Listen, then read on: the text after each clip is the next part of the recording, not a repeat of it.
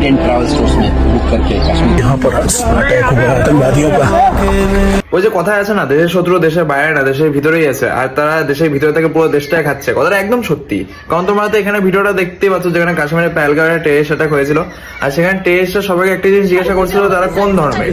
না কোনো জাতি না, কোনো ভাষা না, কোনো রাজ্য না, তারা সবাইকে একটা জিনিস জিজ্ঞাসা করছে তারা কোন ধর্মে। যখনই তারা বলছে তারা হিন্দু ধর্মে, সাথে সাথে ওদের উপর ফায়ার করা হয়েছে, আর সেখানে স্পটে 27 জন মারা গেছে। আর তোমরা পাশাপাশি এই ভিডিওটা দেখতে পাচ্ছ, যেখানে কাশ্মীরের বাসিন্দারা, পেহেলগাঁওয়ের বাসিন্দারা ক্যান্ডেল মার্চ নিয়ে বেরিয়েছে। আর তোমাদেরকে ওদের মুখ দেখে মনে হচ্ছে যে ওরা মন থেকে খুব দুঃখিত, ওরা মন থেকে খুব মর্মাহত। একদমই না। ওদের মুখ দেখে হয়তো তোমরা নিজেরাই বুঝতে পারছো ওদের মনের মধ্যে কি চলছে এক্স্যাক্টলি। আর এইসব ক্যান্ডেল মার্চ এগুলো সব নাটক, সব সাজানো।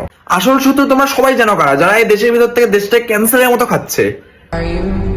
Are you coming to the place from